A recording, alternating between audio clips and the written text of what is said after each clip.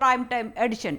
ఇవాళ ప్రధానంగా స్క్రీన్ పై కనపడుతున్న 4 టాపిక్స్ చూసుకున్నట్లయితే వంశీ అరెస్ట్, చంద్రబాబు కుట్రే అంటున్న జగన్, వైసీపీ అధినేతపై టీడీపీ నేతల రివర్స్ అటాక్, మరోసారి వాయిదా పర్వం, రైతుల కోసం అంటున్న కేటీఆర్. ఇలాంటి వార్తలు చూసే ముందు let's take a quick look on headlines.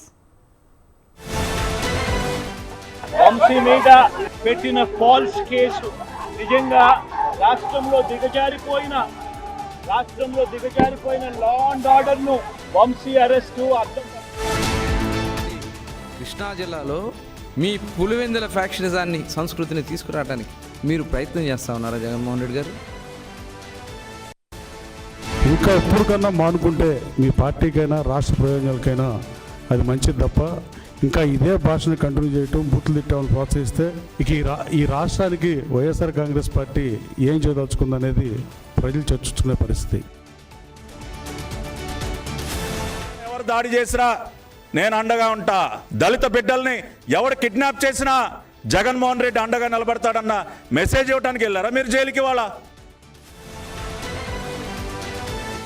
ప్రజావేదికలో కూర్చుని దాన్ని చూసి కూల్చేయండి అన్నావే, అది చూసి నీ అనుచరులు నువ్వు ప్లాన్ చేసి జాతీయ తెలుగుదేశం పార్టీల మీద దాడి చేయించావు. గవర్నమెంట్ చర్యలు తీసుకొని తప్పితే అసలు మేమైనా తీసుకోవాల్సిన చర్య ఇది కాదు. ఇంకా తీవ్రమైన చర్యలు మేమైనా ఉండాలి. కానీ అక్కడ మా ముఖ్యమంత్రి గారు ఒప్పుకోవట్లేదు. అది సమస్య. ఆ రోజు మీ వాళ్ళు చేసిన దౌర్జన్యం కూడా నీకు వీడియో పంపిస్తే కూడా ఒకసారి చూసుకోమని జగన్మోహన్ రెడ్డికి కోరుతున్నాను. వాళ్ళని అరాచకాలు పాల్పడడానికి, కబ్జాలు పాల్పడడం వాళ్ళని అరెస్ట్ చేస్తారు. కాబట్టి గతంలో అరాచకాలు చేసిన ప్రభుత్వం ఈ రకంగా ఆరోపణలు చేయడం అనేది దయ్యాలు వేదాలు. నేరాలను నియంత్రించడానికి కూడా ఈ దేశానికి ఆదర్శంగా మొదటి స్థానంలో తెలంగాణ రాష్ట్రం ఉన్నది.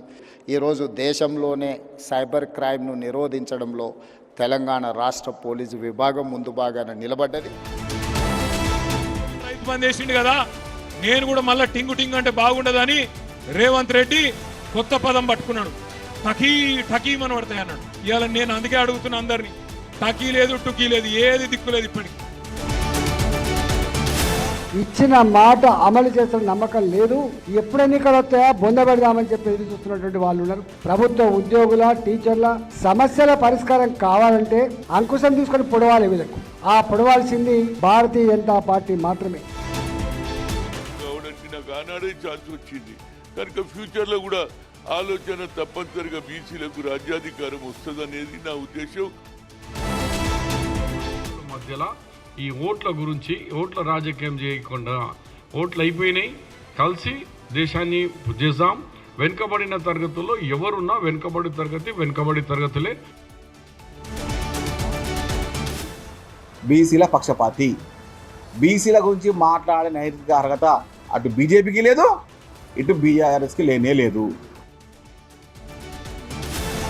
మల్పాలనేటటువంటి సోయి ఒక జల విధానం లేనటువంటి ముఖ్యమంత్రి గారు, ఇది కరెక్ట్ కాదు.